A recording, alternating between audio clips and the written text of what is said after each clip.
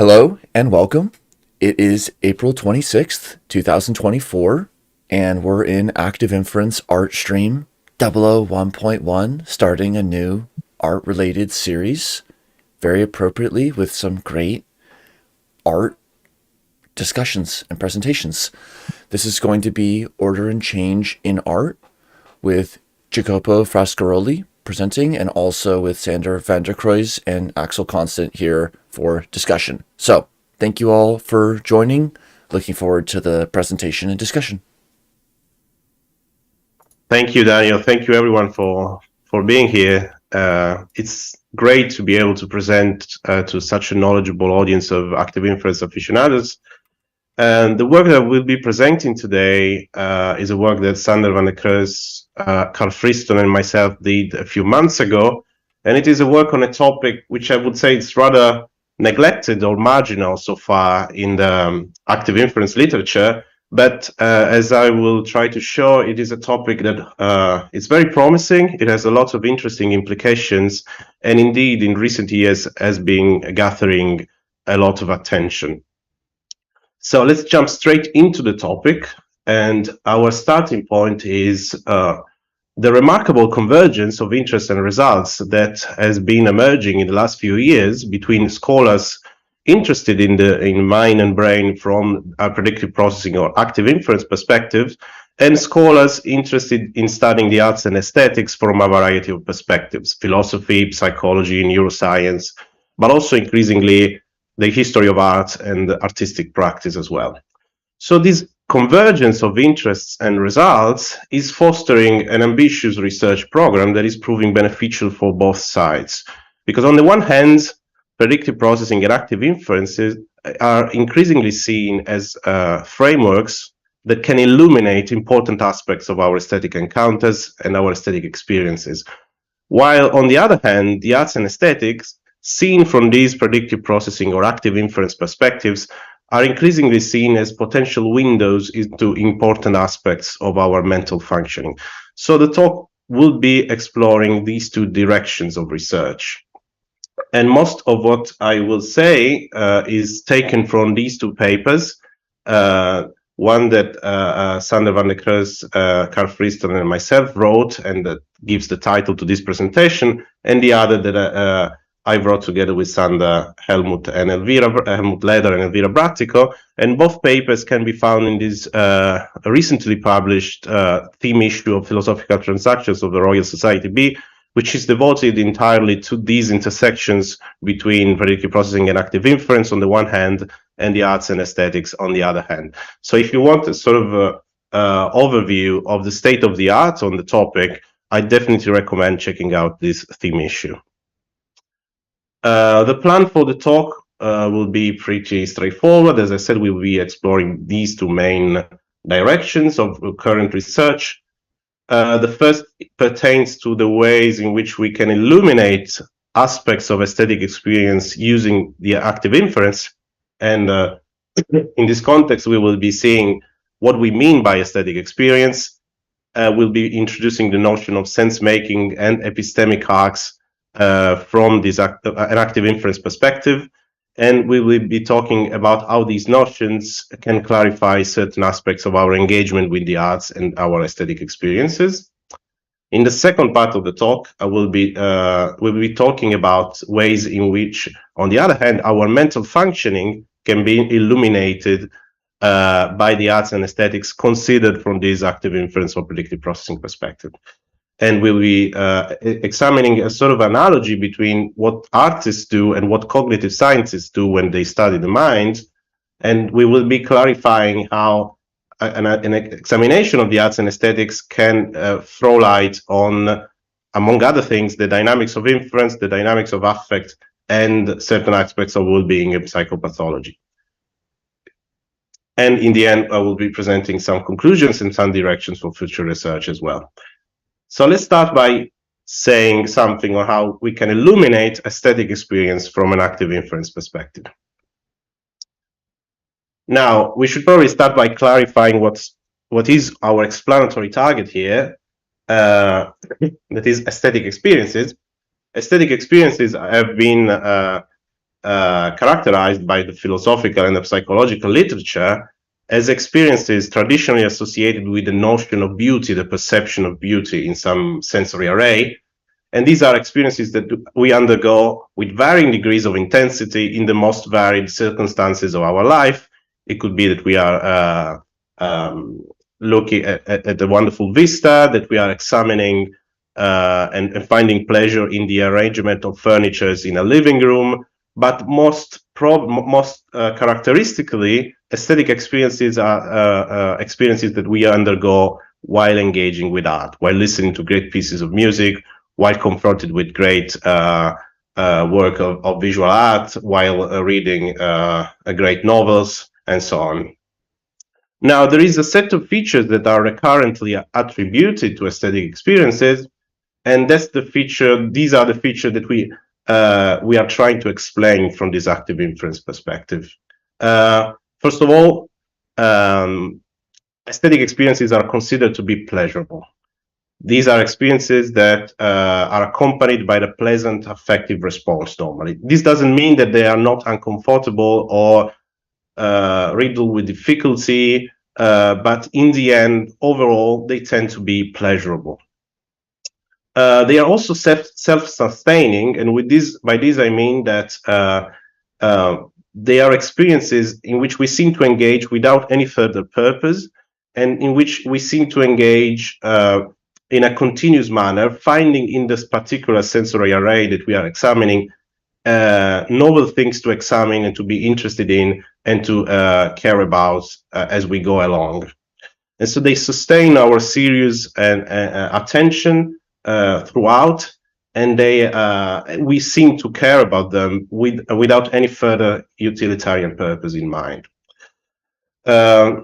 Aesthetic experiences are often said to be transformative, in the sense that when the painting is behind us, the music is over, when we put down the book or leave the theater, we feel that we are not the same as before, that we have changed and usually changed it for the better.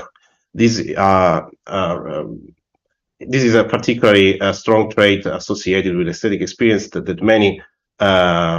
many refer to, and it can happen, of course, with various degrees of intensity. It could be that you just felt like your worldview has changed slightly, or it could lead to massive revelations about anything, basically. Aesthetic experiences are also said to be subjective, in the sense that what is aesthetically appealing or pleasurable to me may not be aesthetically appealing or pleasurable to you. They are also said to be transient and evolving, in the sense that they are characterized by an evolving affective and cognitive profile that culminates normally with a pleasurable response, but it's not that pleasurable response or judgment alone. And they are also evolving in the sense that what I tend to prefer could change for me in time. It's not just that what you prefer and what I prefer are different, but also what I prefer in this moment in time can be different from what I prefer in another moment in time.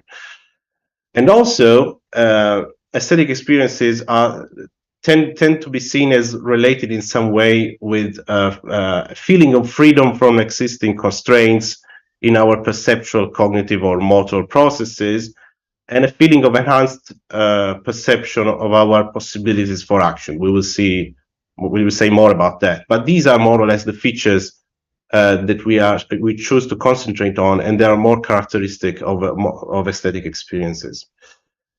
Now, the way in which we go about trying to explain these characteristics is by introducing these two notions and trying the notion of sense-making and epistemic arcs, and trying to characterize them from an active inference perspective. So to understand them, let's start with an example. You've probably seen pictures like these before. They are quite common in the psychological literature. Perhaps you haven't seen this particular picture before. If you haven't, it will probably look like a random array of white and black patches at the beginning.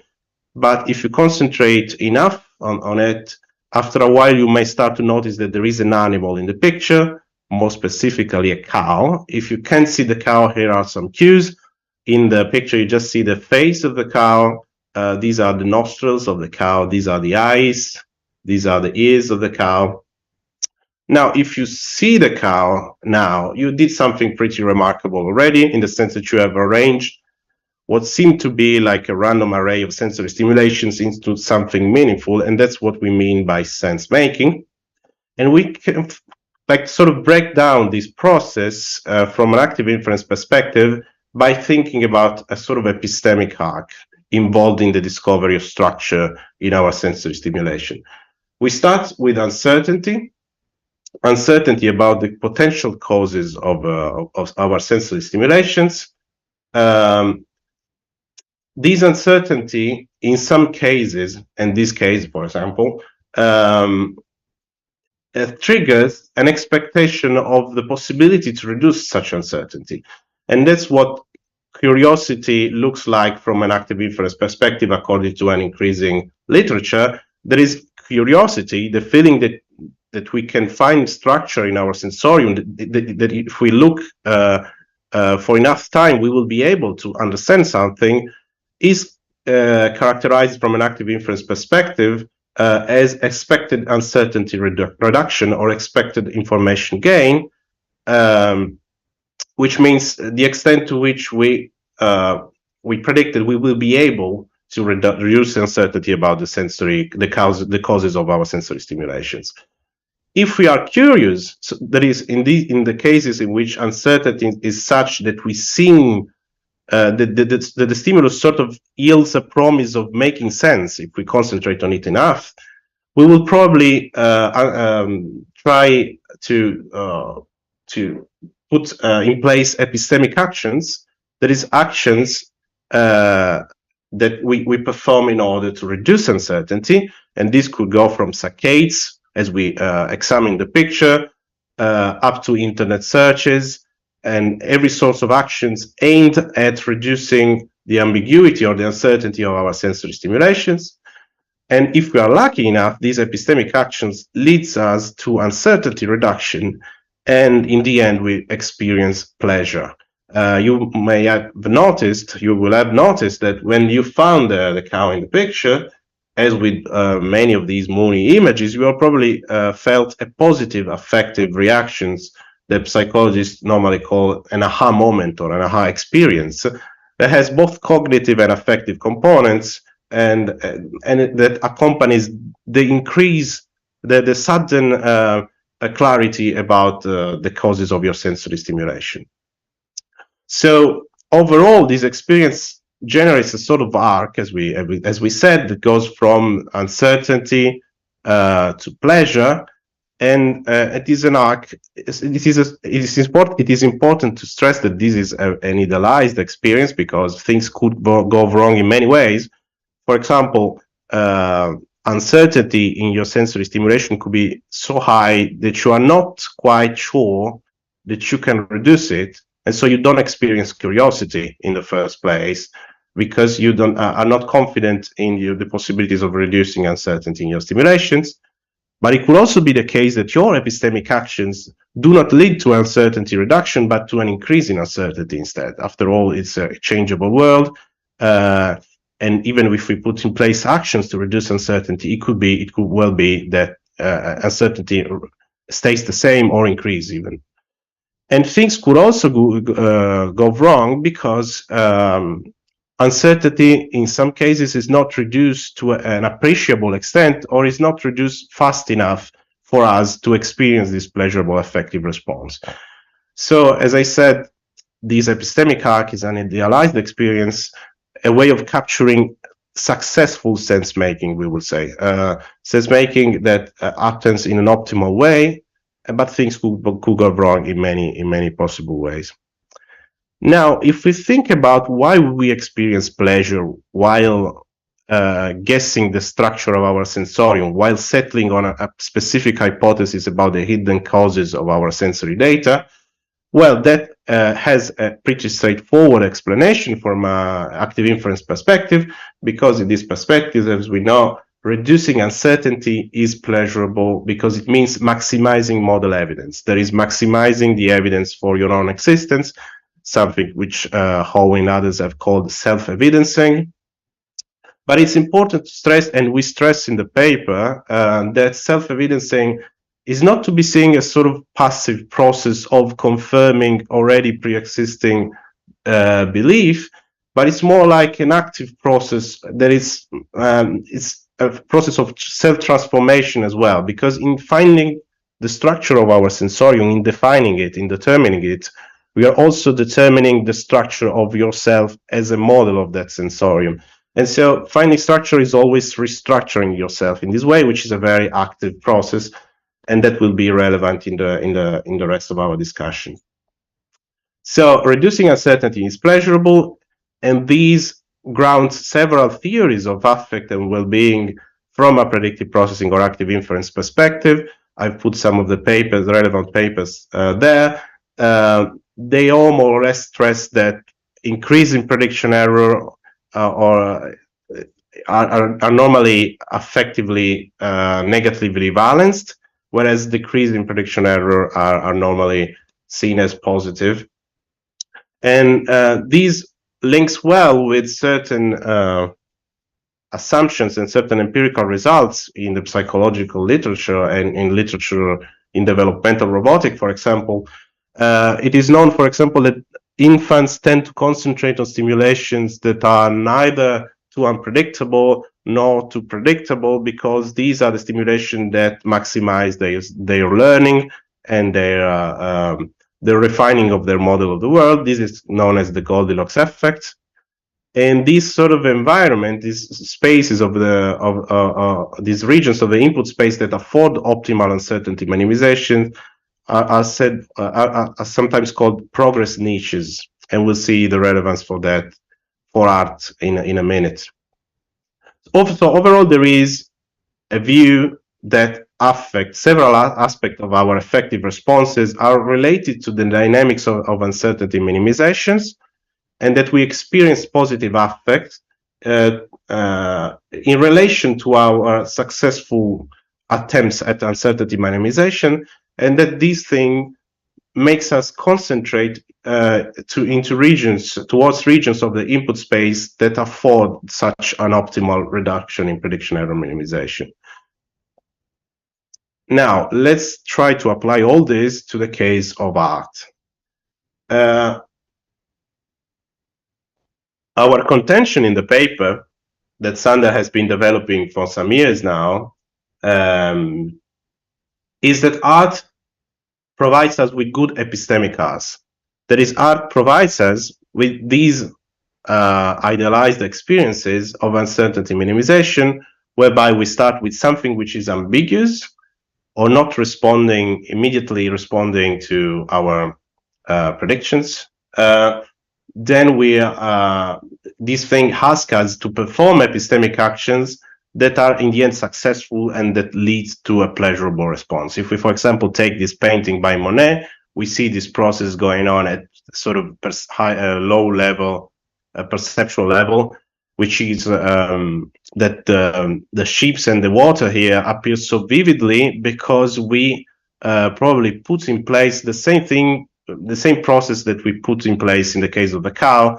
That is, we have some ambiguous simulation, something which not conform to the way in which normally water or ships look to us. But if we guess hard enough, we are able to see water and ships, and then we get this aha moment, this pleasurable affective response. So what Monet is doing here at a low perceptual level is building such an idealized form of epistemic arc. But of course, that's another important point, is that these epistemic arcs can go on at different levels of abstractions, and here we can exploit the sort of hierarchical structure that active inference and predictive processing insist on. For example, in certain paintings, like this Jan van Eyck painting here, the matter is not guessing what figures are in the painting, because these are represented realistically, but the point is to guess the meaning of the various attitudes, the various characters in the picture, or the various elements that that the painter represents, and their specific position in the painting as well. So these are higher level guesses, which, if successful, lead to the same circle from uncertainty to pleasure that we saw on a perceptual level in the Monet painting. And of course, these guesses are not just happening at different levels, but they are also different kinds. For example, in the case, for example, of expressionist art, the matter is not just to guess the meaning of the painting or the objects represented in it, but to a larger extent to guess the intentions, the state of minds that the painter was experiencing or had while depicting himself in this case, or any subjects. And this is a form of guessing of other mental states that is, of course, very important in the predictive processing literature, and which expressionist art in particular leverage a lot. But other guesses can have to do, for example, with the sort of movements that are implied or were put in place by the painter in order to produce the painting. We have an example of the famous cuts by Lucio Fontana here, but you can also think about the thick brush strokes by Van Gogh, for example. These sort of artworks allow the viewers to make guesses about the actions that went into the production of the artwork itself. So as you see, the predictive processing active inference apparatus, if leveraged to the full extent of its possibility, can account for the pleasure that we get from different artworks in different styles, in different moments in time as well.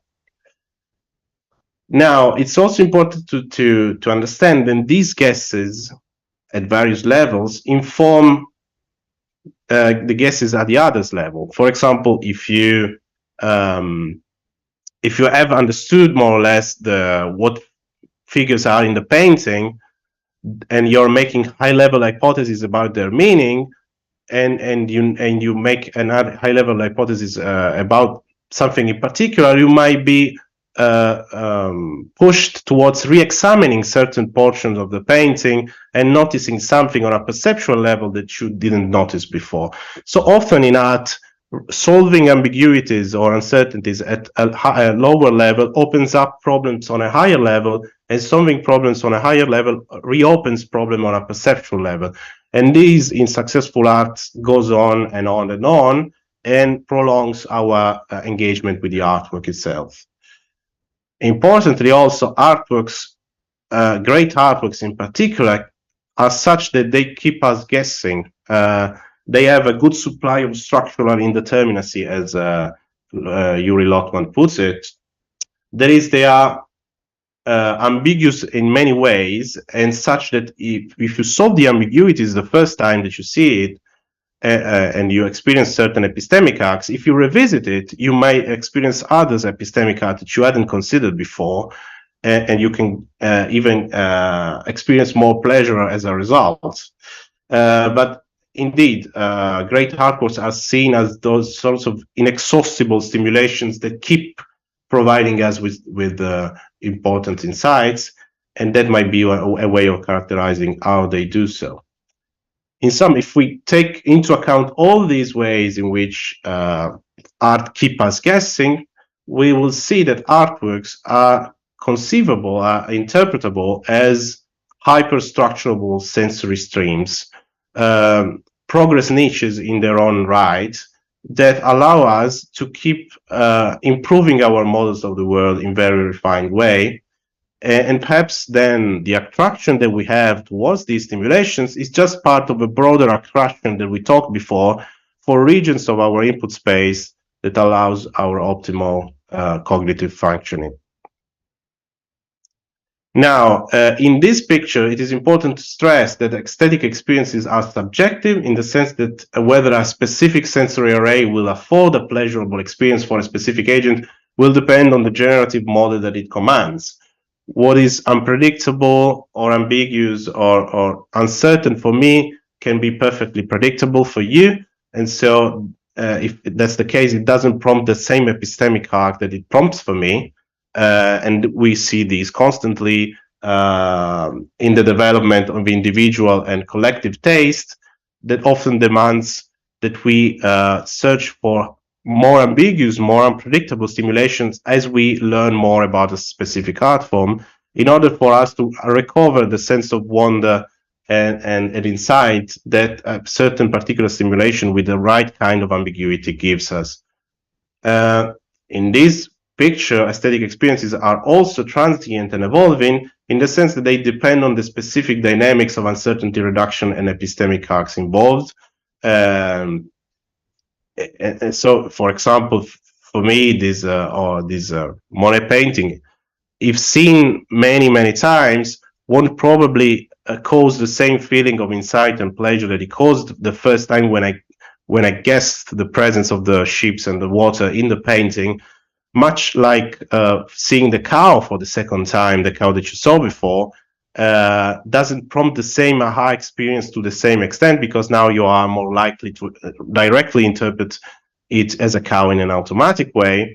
And so you see that aesthetic experiences are, even with the same stimulus, can be very transient and evolving.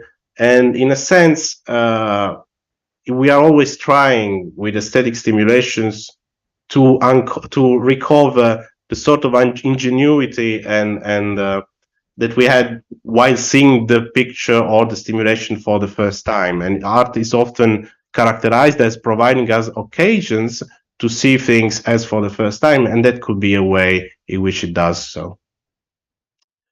Now, the last thing I will say about aesthetic experience from this active inference perspective is that, as we saw, aesthetic experiences are often characterized as having something to do with freedom of enhanced sense of agency. For example, Kant talks about the free play of cognitive faculties that will be involved in the perception of a beautiful object. Schiller even goes as far as saying that it is only through beauty that man makes his way to freedom. So there is an ancient philosophical view that links aesthetic appreciation, aesthetic experiences to freedom from existing constraints and enhanced perception of our possibilities for action. How do we explain that from an active inference perspective? Well, there are several ways of accounting for that aspect of our aesthetic experience. One is that if the picture that we gave so far is right, aesthetic experience are occasion of enhanced self-structuring, in the sense that they are moments where we determine the structure of our sensorium at a faster rate than usual, and in doing so we determine our own structure in a faster rate than usual. In a sense, we keep building ourselves, we keep changing, we free ourselves from existing ways of perceiving things, and we turn our minds into moving targets while we engage with these stimulations. So these probably capture something about the notion of autonomy that Kant had in mind also when speaking about art, and that is intriguingly finding new application in cognitive science as well. And activists, for example, insist on this notion of autonomy as well, which is giving yourself your own rule. And perhaps in aesthetic experiences, we are doing that to an enhanced degree, because we are determining the structure of the sensorium and the structure of ourselves as models of that sensorium in a faster rate, at a faster rate than usual. But another way of thinking about how aesthetic experiences can boost our sense of freedom and agency is that these experiences are normally conducted or encountered in the absence of pressing needs. That is, we have no pressing needs that push us to organize our sensorium in precise ways, and we are free to explore many hypotheses about the underlying structure of our stimulations. And this is probably what people in aesthetics talk about when they talk about the aesthetic disinterestedness. There is that specific state of mind that one has to have when approaching something aesthetically, which is a state of mind or a mind of disconnect with practical interest or interest of other kind. And this frees up space to explore other possibilities of perceptual and cognitive organization. Another thing that one can take from the active inference framework in order to explain this relationship between aesthetic experience and freedom is that perhaps, as we speculate in the paper, when we experience a sudden reduction in prediction error, in uncertainty, these in a certain sense boost our confidence in the ability to reduce uncertainty in the future. There are interesting studies by you and colleagues, for example, or Barbieri and colleagues, that show, in this case, for example, that even an aha experience of the kind that you experience with a cow can encourage risky decision making in a subsequent task. And this study by Barbieri and colleagues shows that the stimuli that we tend to like are also accompanied or foster more curiosity. So, in a sense, one can see successful aesthetic experiences as something that allows us to broaden that epistemic arc that we examined before, and because we have more confidence that we will be able, if we engage with epistemic actions for subsequent for the necessary time, to reduce uncertainty. And we all face experiences in which these epistemic arcs are very short. In the paper we make the example of internet memes, which are for these very short epistemic arcs of uncertainty and discovery.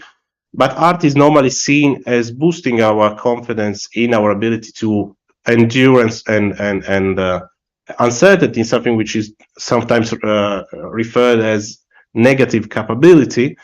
And so that's perhaps an interesting effect that art could have if examined from this active inference perspective. Now, summing up this part of the talk, we have seen that the active inference or predictive processing apparatus helps us explain why aesthetic experiences are pleasurable, namely because they are instances of successful self-evidencing, because they are self-sustaining, because they are made of they are made possible by sensory streams that fuel our curiosity and keep us guessing. They are transformative because they are instances of enhanced self-structuring. They are subjective because they depend on the agent-specific generative model. They are transient and evolving because they depend on the specific dynamics of uncertainty reduction. And they are linked to freedom and enhanced agency because they are instances of enhanced self-structuring, again, conducted in the absence of pressing needs, and that boost our confidence that as uncertainty minimizes. Now, for the second part of the talk, which is slightly shorter, we will examine ways in which our mental functioning can be illuminated by the arts and aesthetics if we consider them from this predictive processing perspective. Now, it's important to see that in this framework, artists are seen as experts in cognition and in inference in particular, in the sense that they know what cues ought to be presenting to our sensory organs for us to formulate certain evolving hypotheses about what we are sensing. A painter, for example, knows what sensory array to produce in order for you to guess that there is a certain object in the painting, but not just that, in order for you to guess it with a certain profile of uncertainty minimization. And artists have a sort of largely implicit knowledge of these dynamics of uncertainty minimization. For example, they can feel the tensions, the visual tensions of an imbalanced picture. They can tell what notes or what word we expect in a sentence or in a melody, and they can craft cinematic flows with the right kind of abruptness or invisibility or in the editing, for example. So every artist has, in this framework, sort of a large body of implicit knowledge about the dynamics of inference. And indeed, art is probably a place where these dynamics of inference and their cognitive and affective correlates become particularly visible, in the sense that all what artists are doing is to manipulate these dynamics in order to produce on us cognitive and affective reactions. So therefore, the thesis is that artists and aestheticians, to the extent that they have access to this large body of implicit knowledge, might therefore contribute to our understanding of, among other things, the dynamics of inference, the dynamics of affect, and certain aspects of well-being and psychopathology. So let's examine these three things in turn. Well, as we said, probably artists possess this implicit understanding of our inferential dynamics. For example, if Mozart here crafts a melody, he knows whether a certain note is to be expected given the preceding context, or whether to introduce another note which is not expected given the predicted context in order to generate certain effects. In fact, some people characterize music theory as the most developed folk psychology currently extant, exactly to capture this fact that within artistic practice there is embedded a large body of knowledge about the dynamics of our inferences. And the same goes for a poet, for example. This is not a particularly poetic example, but for a poet that chooses carefully the words of his poem in order to generate certain profiles of uncertainty minimization. So one can say that artists are astute manipulations of the inference we make and the timing with which we make them. And this knowledge can indeed be exploited to link the personal and the subpersonal level when we examine experience. For example, and this is an interesting point, many of these violations of our melodic or semantic expectations have neural markers that can be registered with electroencephalography, as you see here in the picture.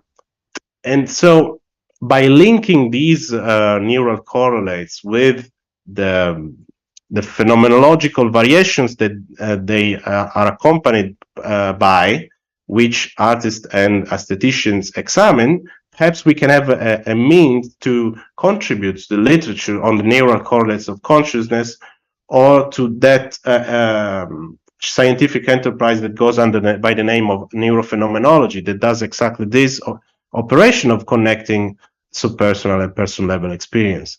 So art could give us access to ways of doing that. Now, as we said, from a predictive processing or active inference perspective, cognition and perception are always accompanied by affect, because they are about our existence as viable models of the world. So in mastering the dynamics of inference, artists are probably also mastering the dynamics of affect, and particularly the dynamics of those emotions or those affective states that are sometimes called epistemic or metacognitive emotions, things like surprise, confusion, curiosity, uncertainty, boredom, insight, disfluency, and so on. Many of these things, interestingly, are starting to be examined from a predictive processing perspective. And again, art could be a way in which we bring the expertise of artists and aestheticians about these states and the way they are produced to bear on research in cognitive science that examine the same thing. And this could also inform debates in philosophy and cognitive science about things like affective engineering, affective scaffolding, and extended affectivity.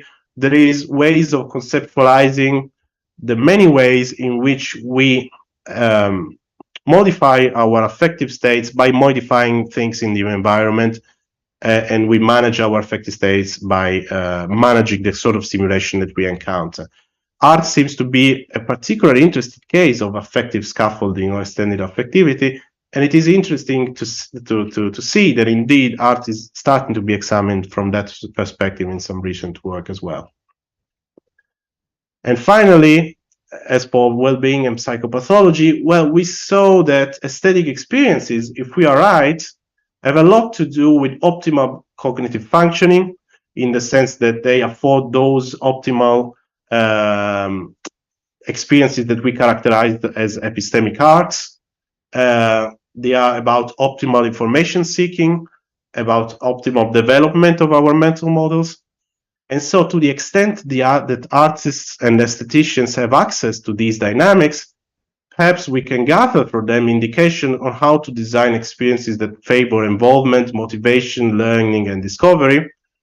And this is indeed an increasing stream of research that goes sometimes under the name of art therapy. And there are many studies examining the effects of the exposure to artistic stimuli on several cognitive faculties and abilities that seems to go in that direction, in the direction of suggesting that artists has some sort of knowledge on how to arrange sensory streams that boost these things: involvement, motivation, learning, and discovery.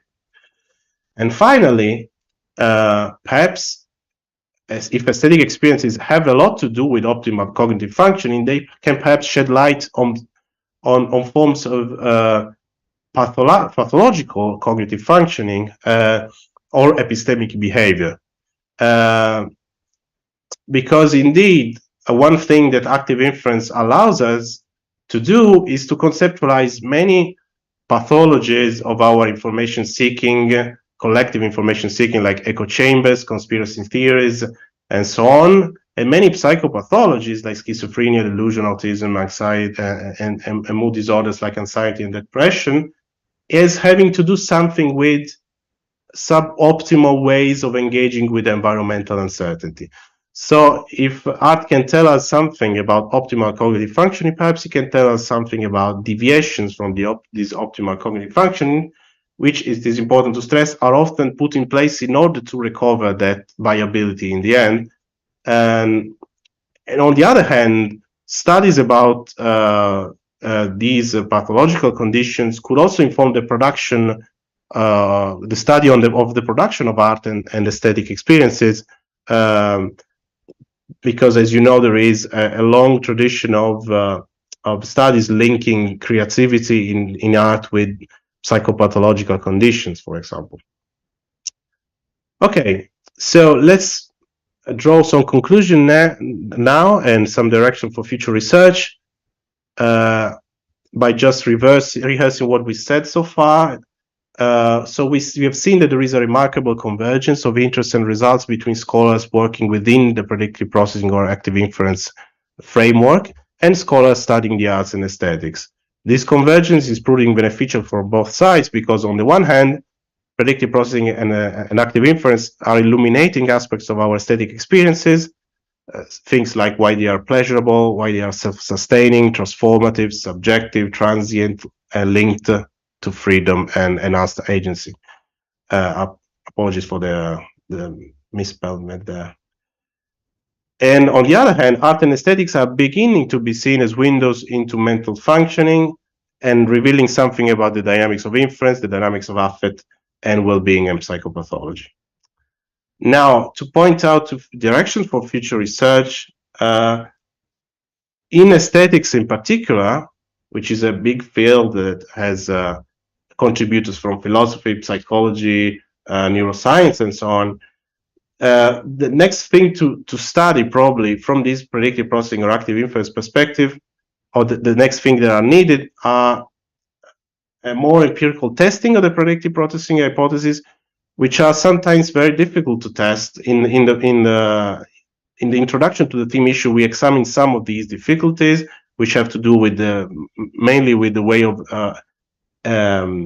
gathering measures of uncertainty and uncertainty minimization, for example.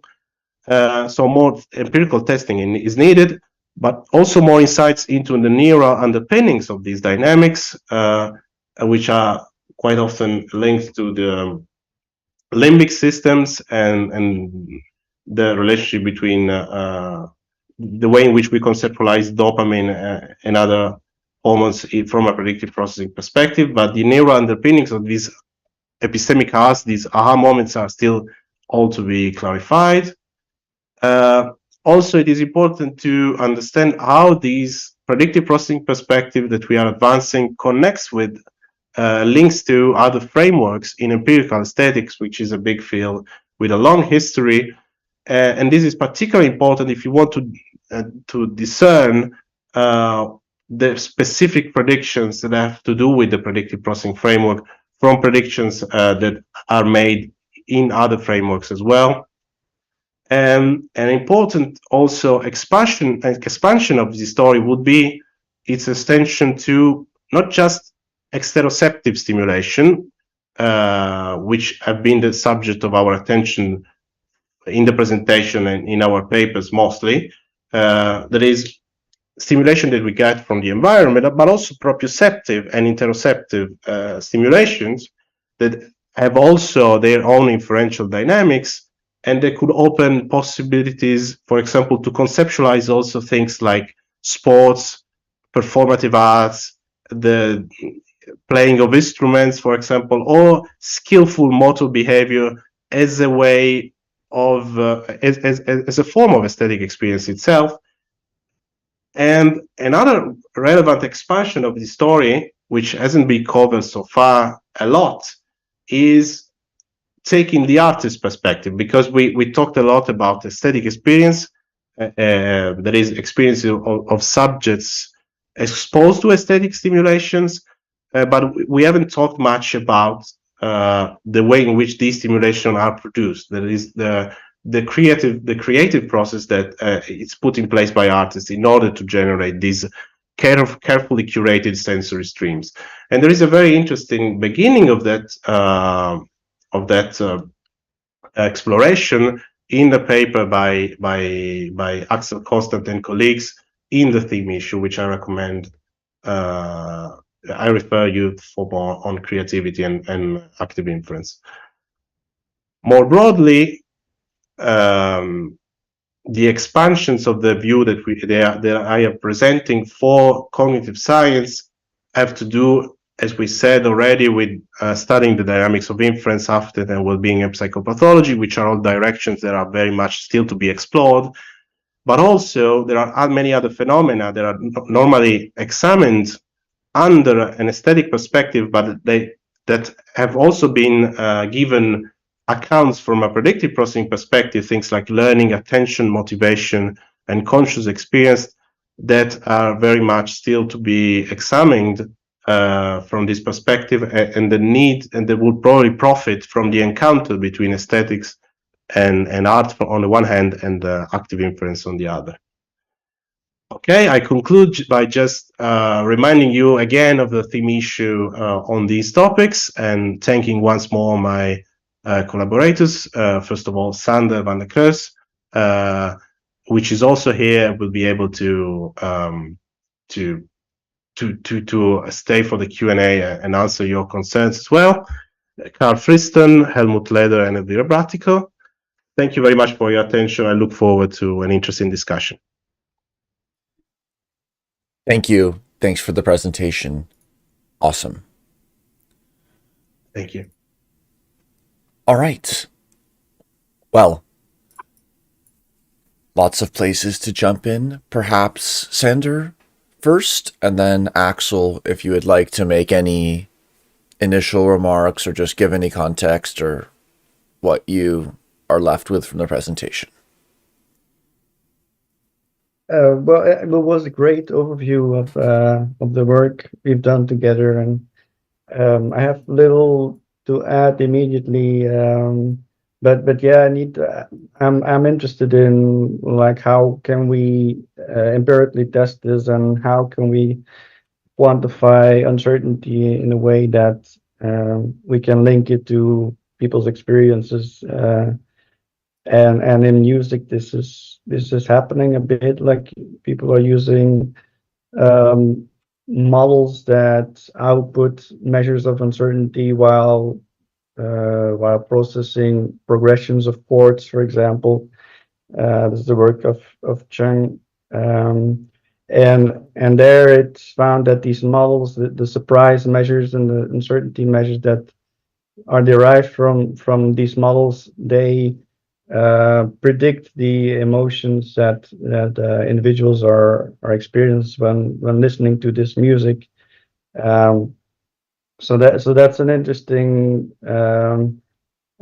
step, and next step I guess would be to look at it at a more personalized way, in which we, for example, have jazz lovers, and we train this computational model on jazz music, and we see whether the surprise and the uncertainty that kind of model outputs, that it links better to the emotions of the jazz lovers than to general listeners. So then it's really tuning the uncertainty to the individual, or the group in this case. So that's for me a very promising and interesting um, route to take next. But in general, I think I'm happy with the story that Jacopo told. So I want to hear your reactions. Great. Axel? Yeah, well, thanks, Jacopo, for the talk. It was really interesting. So yeah, I guess I have two large sets of questions. One of which you already sort of highlighted, which is about creativity, right? Relation between the creativity as creativity as that which as an attribute of the artist's product or process, and that's how you sort of operationalize it in psychology. Sometimes you will have the creativity of the thing that you sort of produce, that is a creative product or a creative process. And that is my experience as someone who produced that thing that is creative.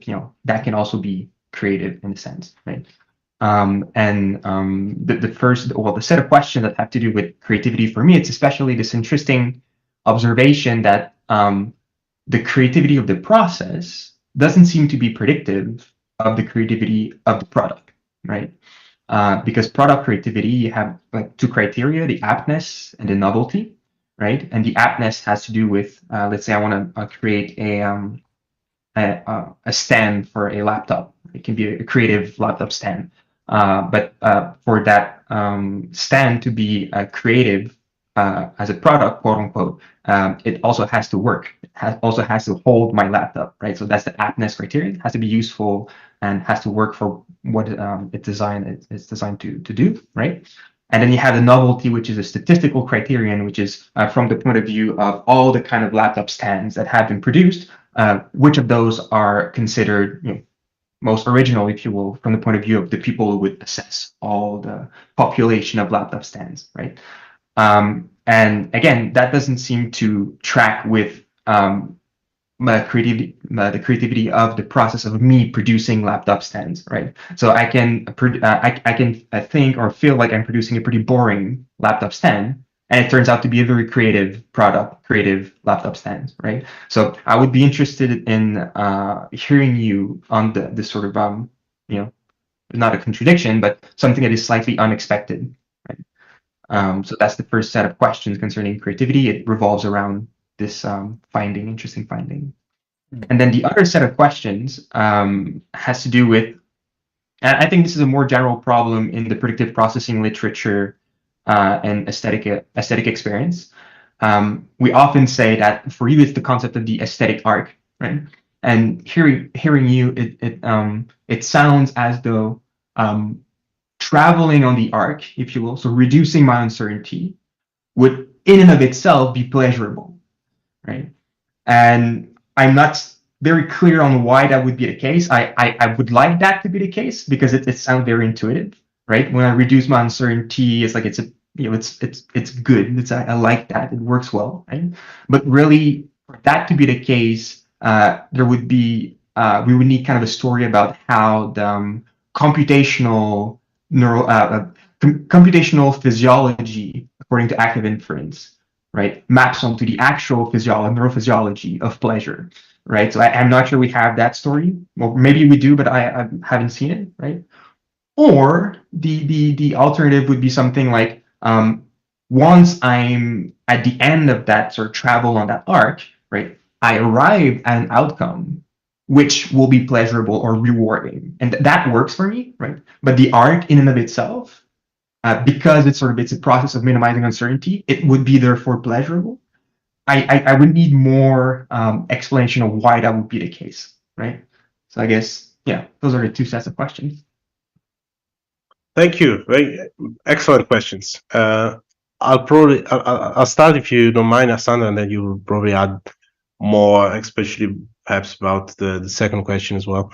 But in any case, yes. So creativity, process creativity versus product creativity. I think the discrepancy that you point out could be characterized as thinking again about the fact that people have different generative models and have, for example, this could lead to different views about what's a great way of arranging a sensory array in order to produce certain results.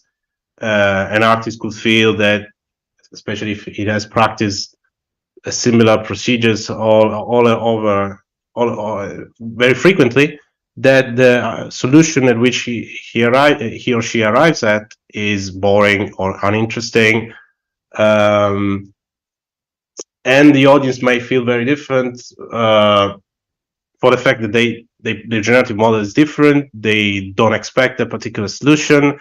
Perhaps even it's often the case that the solution has been arrived at serendipitously.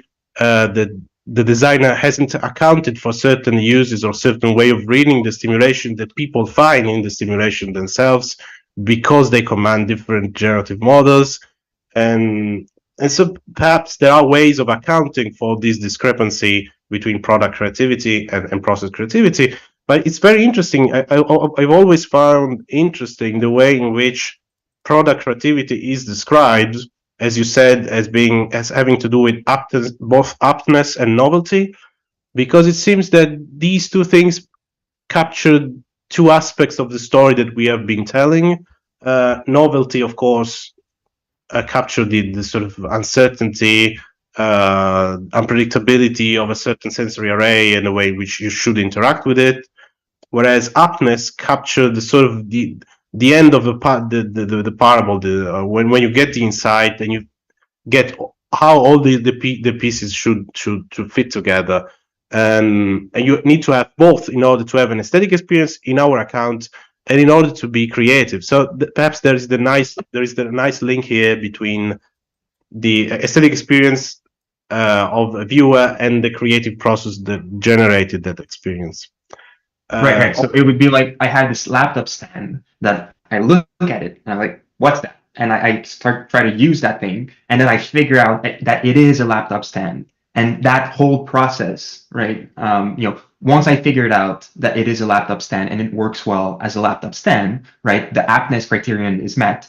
But I had to get to that point, I had to go through a process of uncertainty minimization because it was such an original and novel laptop. Exactly. Stand. Because okay.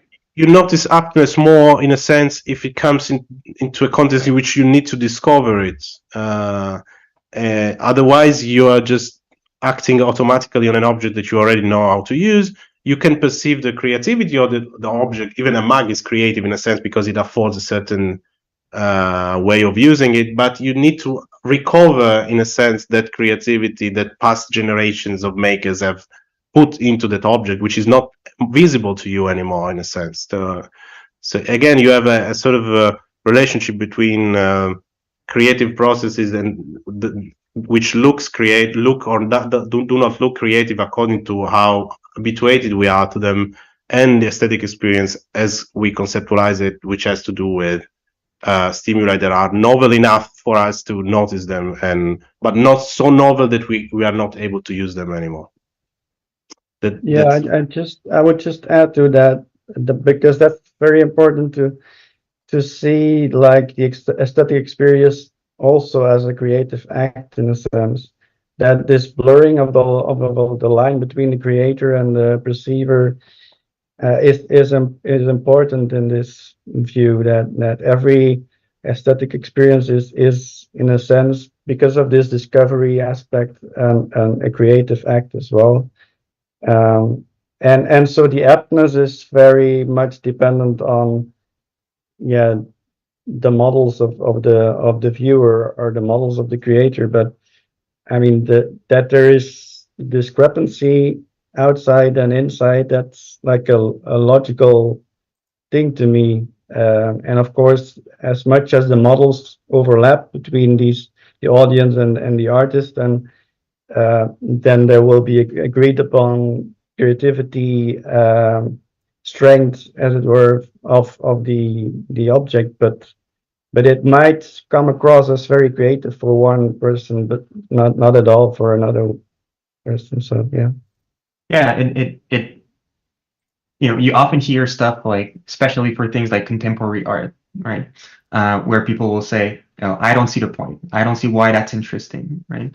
Whereas for another person who might be somewhat of an expert in contemporary art, that person would see how interesting and novel, you know, as a product, that piece of work is, right? So it sounds like even though, you know, you can explain why a creative process does not necessarily lead to a creative product, right? But there must be some kind of, you know, there has to be some kind of, you know, tracking or correlation between the two models, the model of the perceiver and the model of the artist that has produced, right, the product or the piece of work. Because otherwise, you fall into those situations where people they just don't understand what's going on, right? And then there's no aesthetic pleasure or aesthetic experience, right? So then the question is, you know, is there a sweet spot of kind of mismatch between, because that would be exactly what accounts for the possibility of an aesthetic art, right? There must be some kind of mismatch between the model, the artist that produced the product, and the model, the perceiver, right? That that, you know, perceives the product. And because if there's no mismatch, it would just be like a clear communication, like a stop sign, right? The model of the government that produced the stop sign matches perfectly your model of what a stop sign is, and so there isn't really a sort of an aesthetic arc to go through to understand, you know, the meaning of the stop sign, right? So the question becomes, what is the sweet spot, basically, in terms of mismatch between the model of the artist and the model of the perceiver, right? And then maybe you can look at art history and what typically is the sort of educational background of great artists, what kind of typical experience they had in their life, and what kind of model that could have led to, and how mismatched that type of model, right, is with the model of the population at a certain time in history, right? So and it's, I mean, that it's also like the culturally dominant model that is important there, and you see that artists will play around and will hit and miss in these kind of things. I mean, they will experiment a lot, and be early on and on their own times, like they might propose like some forms of uncertainty that culture cannot deal with at that time. And a lot of those things we just don't know about, of course, because they're not filtered by history. It's only afterwards that we realize like these dynamics we're playing, and he found the sweet spot. But yeah, it's not in advance, I guess, or very hard in advance to predict. Yeah, I would add that there is a whole field, like in aesthetic theory or in the theory of art, which is called like the aesthetics of reception, whose role is exactly to study the sort of system of expectations that a certain audience has at a certain moment in time, and the way in which the new artistic product interacts with these expectations by violating them to a larger or lesser extent. And so there is already a tradition of studies that understood that if you violate things too much, the reception is not going to be good. If you violate them too little, it's not going to be interesting. So this sort of sweet spot thought that you adopted is very much used in that literature as well. And of course, this active inference story has the merit of connecting those early intuitions with this neurocomputational language and all the literature on all the other cognitive phenomena that are explained within the same framework, I'd say.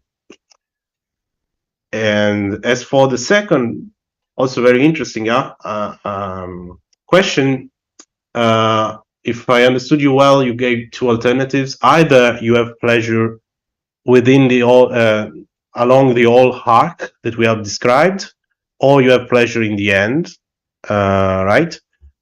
To explain the relation between pleasure and the epistemic arc would be to say, well, there's kind of there's a process theory of active inference, right? So it speaks also to actual neurophysiology. Whether that theory holds, that's that's an open question. But for the claim to work, that computational neurophysiology would have to match the neurophysiology of pleasure, right? Yeah. And I don't know if that's the case. Or the alternative is, well, it's not about the arc, it's about the end product. And the arc is what you need to get to the end product. Right. So, Yeah, no, it's very interesting. I agree. And that's one of the problems that I was hinting at. And in the end, that there is no clear story to my knowledge, but my knowledge is very limited because I'm a philosopher by training. About how to map these things into what is known about the neurophysiology of pleasure, the limbic system. There is some work in that direction. We mentioned some of it in the paper that has to do with dopaminergic discharge during the aha moment, I guess. So in the end, that will be in the end of the process. But conceptually, at least, what sustains the attention of the viewer throughout the process is, first of all, curiosity. It's not pleasure, or not pleasure in a traditional sense, but the expectation that things are going to make sense in the end if we take enough effort to observe them. And the other half is the pleasure half, I would say, in which uncertainty, if you are lucky, gets reduced and gives you this output. But yeah, I'm curious to see what Sander thinks about the question as well. Yeah, I'm not. I think if you talk about neurophysiology, of course, active inference has a whole other take on the dopaminergic system and all these reward systems. But in a sense, I think the positive effect is just like you talked about, this confidence boost after restructuring, after sudden restructuring.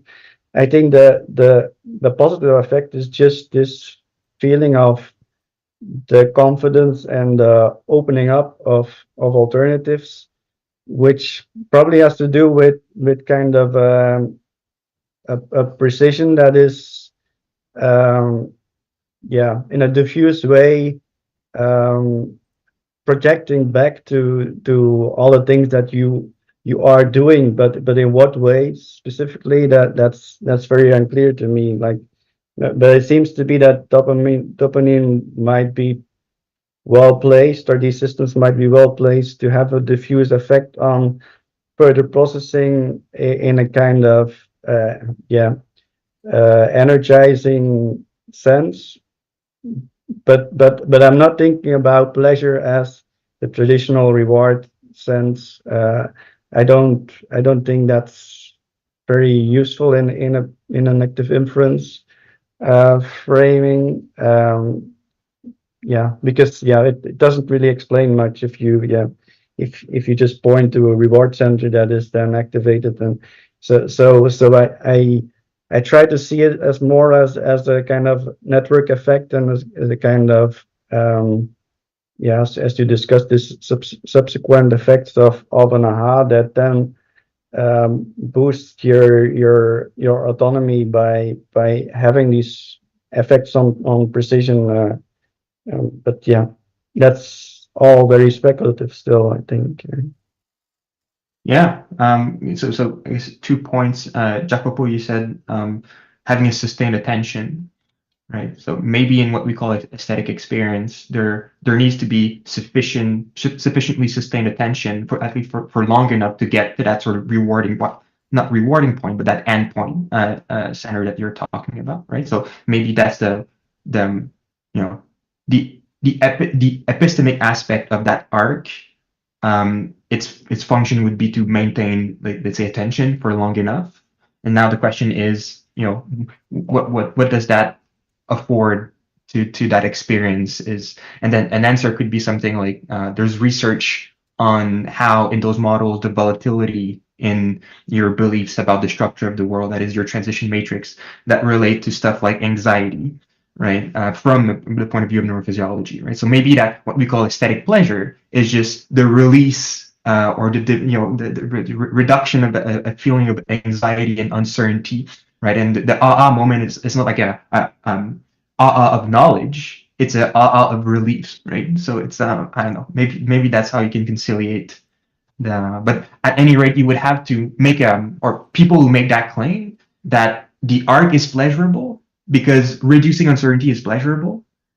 Again, I'm not, and I know, Senator, that's not your claim, but I feel like that in the literature, we sometimes read that minimizing the uncertainty per se is pleasurable. Yeah, And on its I doubt that that's the case. Maybe it has no, to be said, that is, reduce anxiety, makes you in a state that you're poised to having this sort of pleasurable endpoint or something like that.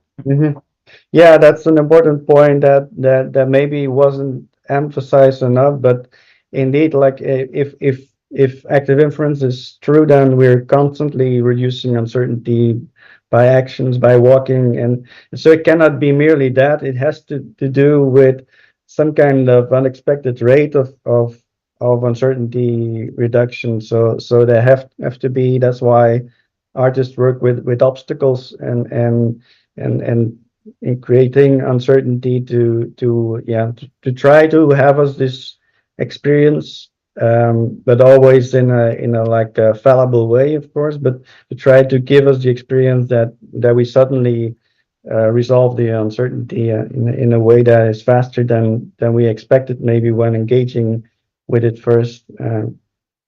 Yeah, but that just sort of pushes the problem upward, right? It's not this first level of uncertainty into sort of, it's the uncertainty over the uncertainty. But if you say, well, that's the pleasure comes from reducing the uncertainty over the uncertainty, you haven't solved the problem, right? You just sort of further push it upward in the hierarchy, basically.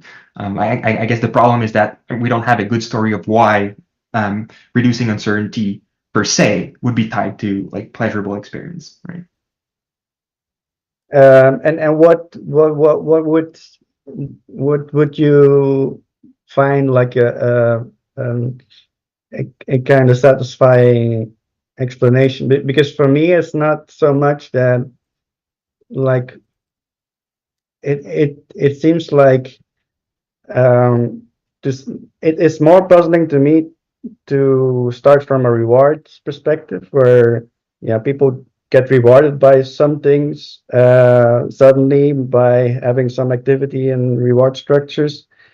The advantage of this story is that it's not about the reward, but it's about this engagement with the environment that is positively or negatively balanced depending on how well we are doing in this structuring or predicting it. So yeah, then I guess maybe your question is then like, what is still the function of the positive experience? Do we need it at all? If it's can it be just an epiphenomenon or something? And that's a fair question, but yeah, I think that we have to look at the consequences of the positive affective experience and not so much at I don't know. Does that make sense to you, to that kind of or what's your question about the phenomenology of effect? Or Right. I mean, I would have, I could respond something, but maybe then there are people that have questions in the chat, or do you want to, I think there's like 14 minutes left or so if you want to. I think this points to some of the very complex and interwoven aspects of the art viewing experience, and separating out like primary sensory reductions of uncertainty. Then there's art pieces that leave us with questions.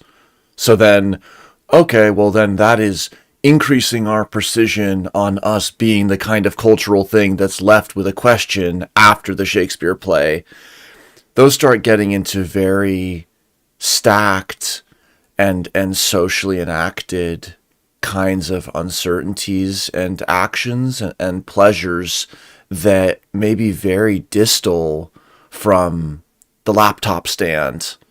It could be like, oh, it's giving me a feeling like there was care in the production of the artifact, or I know the person who made it. So then the eye that the parent brings to the child's art piece is different than the art reviewer for an art show.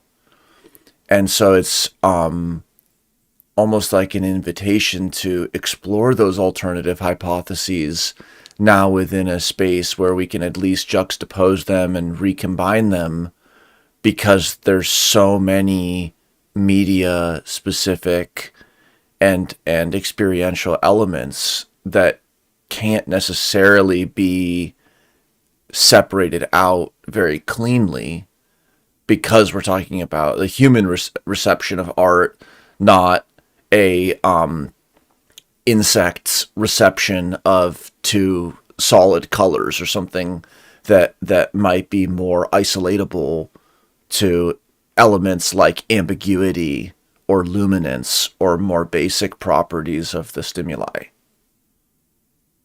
And then I think the example you showed with the torn canvas, how that's a trace left by a process, and then the stop sign too.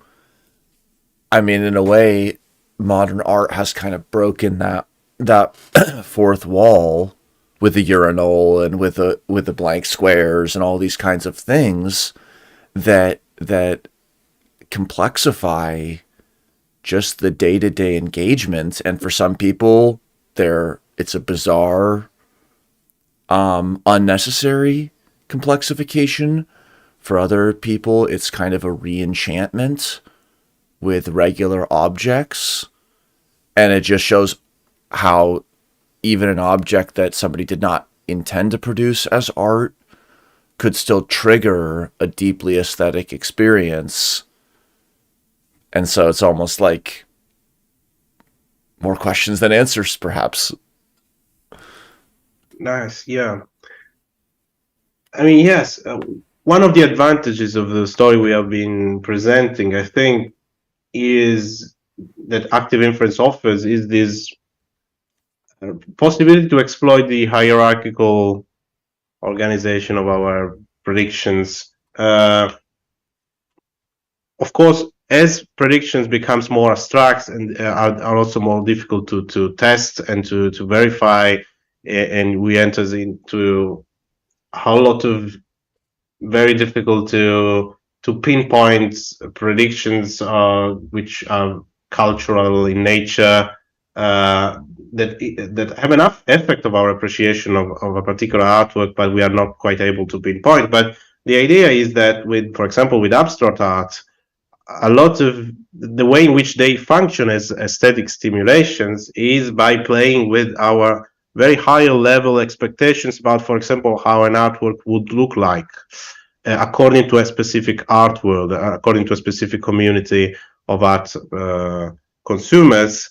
And if Duchamp, for example, could make art by singing an urinal, it is because he was playing with these very high level expectations about what art is supposed to look like. It's like a challenge. It could be conceptualized, among other things, as a challenge to see that specific object as an artwork in the same way in which I've suggested that a particular sensory array could be seen as a cow. So if you manage to do so, to see that specific object as an artwork, you get that insight, which is similar to that sort of low-level insight that you got with the cow, but on a higher level. And yes, so one could exploit this hierarchical story in order to account for different things, among them abstract art as well. There is a very interesting piece on abstract art in the theme issue by a art historian, Ladislav Kesner. So that would be another thing to look into, for example. Yeah. Yeah, one comment from the live chat, Holly wrote, when thinking about abstract painting, the viewer might find pleasure in compositional elements like variety, contrast, repetition, unity, and balance, in addition to the interpretation and gesture. Yeah, sure. I mean, of course, there are also these things about the arrangement of elements in the Canva, the way in which they create a balanced or unbalanced design, how we explain the intentions of the painter to position these elements in this particular way.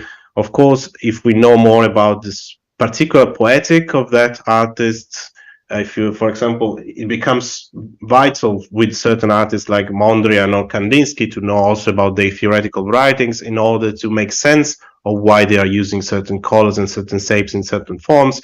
So it's also a case that with abstract art, what is sometimes called the broader context, the epitext, all the things, the information that are around the artwork gain more importance because they are ways in which artists set expectations on us, not by things that they put in the artwork themselves, but by presenting them within a certain context of theories and so on. So the a lot of predictions are installed by artists in abstract art in this epitext more than in the work itself. Awesome. Yeah. If I can quickly add on, because this is a point I wanted to raise, is that now we're talking about aesthetic experience. I think you can appreciate art outside of aesthetic experience, as you said, Jacopo. So you can appreciate, let's say, an artwork as a art historical object, and then you have this sort of a intellectual pleasure with it. And even when you look at, let's say, conceptual art, right? There's this, what will happen oftentimes is that they will use this device called a citation, right? Whereas in the piece of the artwork, there will be a citation to an earlier work, and you can appreciate the citation if you know the art history, right? So, but in that case, you're kind of outside. And that's the beauty of active inference. Are you really outside of the domain of aesthetic experience? Maybe you can make a claim that you're within the same sort of regime of like computational processes and cognitive processes. Sure, but let's say in the common sense of aesthetic experience, then your experience relies much less on the sort of rolling sensory processing dynamics, right, that you would have in something like, I don't know, you were mentioning abstract and Kandinsky, and where you have a lot of colors, you have difficulties interpreting the figure and so on and so forth, right? So maybe it would be useful to talk of different aesthetic experience for different objects and different ways of appreciating those objects, and that might help clarifying, right, maybe different trajectories on the epistemic arc, right, and so on and so forth. So all the kind of problems that we discussed today, maybe that could be a good starting point with a taxonomy like that. Cool. Yeah, I mean, I don't know whether Sander agrees, but I think we are always in the same sort of aesthetic domain. There are no differences, if not in sort of abstractions in the nature of predictions that you put into play in the different cases between appreciating something for its low-level features and the way in which they are combinable, and having this very abstract, high-level knowledge of the art scene that informs your guesses and your appreciation of artworks. Also because these processes and these guesses inform one another. So you need to have a sort of plastic view of where the boundary is, or not having boundaries at all between these two things. Because, for example, if you know, for example, the title of Picasso Bull's Head, the thing, it's sort of a sculpture formed by pieces of a bicycle. If you know the title, that's a sort of a high level information about the artwork. We are also inclined to concentrate on certain sensory features of the object instead of others, and to make some low level inferences instead of others. And if you make those inferences, perhaps you formulate new high level hypotheses, and these two things continuously inform one another. And that's the same process to me, as long as you have these epistemic arcs that leads you towards some sort of discovery, which could be very high level or low level. I mean, to me, it's one of the advantages of the framework. I don't know whether Sander agrees or not. Yeah, completely. Yeah, I would even make it more broadly. I mean, the even in games, you have these epistemic arcs, and just in everyday life, they might. I mean, we call them like a minimal unit of sense making, and it is kind of that. So it's not really necessarily attached to art, but it is a kind of pleasure that is not derived from like food or sex or the kind of typical rewards that people use in psychology. And that's the advantage, of course, of active inference, that it makes room for this kind of, like, I would call it a pleasure of obstacle clearing in a general sense towards what you want, instead of getting what you want. It's like we want to problem solve in order to get where we want, and I think it makes sense for evolution to reward like this obstacle clearing and this overcoming challenges, which is of course uncertainty. So of overcoming uncertainty is the reward as such. And it makes sense, I think, for evolution to organize us as such, and maybe as humans more than other animals. But you see them also, like I give the example of my dog that often picks the largest kind of unwieldy stick to play with, and I see that happen, and I think, yeah, it's probably because it gives him the most challenge, and it gives him an obstacle to overcome. And if I don't want to play with him, he has to find his own obstacles, and he has to find ways to reduce uncertainty in his play, that he generates himself, and that's art as well, of course. So yeah, that's for me the strength of the approach in active inference. Yeah, if I can add a very brief remark,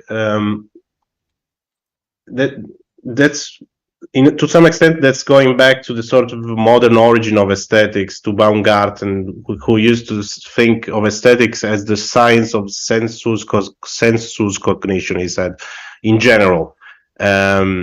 So, of course, the difference between everyday experience and aesthetic experience will be that aesthetic experiences or aesthetic objects present ourselves with these more idealized form of uncertainty minimization that we tended to characterize with the epistemic arc. And I showed how things could go wrong in many ways. Ideally, in art, when art works, we get these epistemic arcs in a very purified and in idealized form, and that's why these experiences are more pleasurable. But indeed, the component, the inferential component of that experience is something that we find in experience more broadly, because as all experience is finding structure in our sensorium, but not all experience is as successful in finding structure in our sensorium as aesthetic experiences are. Mm-hmm. Awesome. Well, in closing, if you have any last thoughts or any short ideas or visions for how the ArtStream series might continue on its own epistemic path. So let's Jacopo first, then Sandra and Axel. Okay, thank you. Yes, I just hope that this was very non-technical overview of the field. I just hope that it got people interested in active inference, interested in this work on art and aesthetics in particular, because I think that it holds lots of promises and interesting applications. And I look forward to the rest of this ArtStream that this first encounter inaugurates. And an obvious solution for me would be to contact the authors of the theme issue that I talked about. But there are also several people that are trying to test this thing experimentally as well in psychological or neuroscientific labs. And if you need any help in contacting them or in finding out people for the ArtStream, I'm here, of course. Thank you. Sander? Yeah, I second that. I think it would be nice to try to work towards more empirical ideas and to see what people have done and how we can build on that. Because yeah, that in the end that's the promise of active inference. If it doesn't allow us to get a better handle on like uncertainty and quantifying uncertainty, relating it to the phenomenology during art perception, then there is, I mean, then people might say it's just a rehearsal of some classical ideas about expectation violation in art, and so it's really like the kind of, and also of course the kind of AI models that we now have to use as a proxy for uncertainty and surprise, and to see whether that captures something in human experience. If we start to use text or music, as I said, so yeah, that's really the advantage of the approach and the promise that we have to show to the field in general of aesthetics and neuroaesthetics. Thank you. Axel? Yeah, and I fully agreed with all of that. And maybe having some artists invited, that would be very interesting, because there's a lot of applied active inference theory, if you will, but most of the time it's applied to experts that are like us, right? If you have cognition and think in a normal way, active inference applies to you. It applies also to people who are experts in certain domains. But for the art, it would be interesting to have like expert artists. And I think in the special issue, there's Robert Pepperell. Is that right? Yeah. Which what he does is super interesting. And in a couple of seconds, the short story is that's one artist that I discussed in my master thesis that I did under the supervision of Sander, actually. So it's interesting for me to this whole art stream, because it goes full circle for me. It started with the aesthetic experience of all like experience and transformative experience in predictive processing, right? Then moved to evolution biology, and then psychiatry and so on and so forth. But yeah, so having invited artists, that would be cool, and maybe pursuing those other topics that in the end all relate to aesthetic experience, in biology and so on and so forth. Yeah. Awesome. I hope we can do it. If someone's listened this far and they want to jump on for an art stream or suggest something, that would be great. So thank you, fellows. Great to hear this, and till next time.